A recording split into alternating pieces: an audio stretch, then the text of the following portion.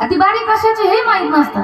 दोन आजी मावशी आमच्या गावातल्या, तिकडचं सांगते ना, दोन आजी मावशी आमच्या गावातल्या त्या बारीत घुसल्या. 2 किलोमीटर पर्यंत त्या बारीत चालल्या.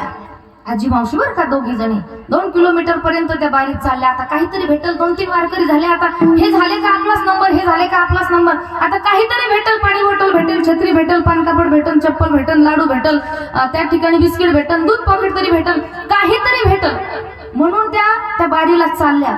आणि आता पुढे एक वारकरी संपले. आता आजीचाच नंबर लागला. आणि तिथं एक नावी मामा तप्पट टाकून बसलेला होता, पाटी लावलेली होती. इथं वारकऱ्यांची विनामूल्य दाढी करून मिळेल. आजी मावशी म्हणली, बाई इथं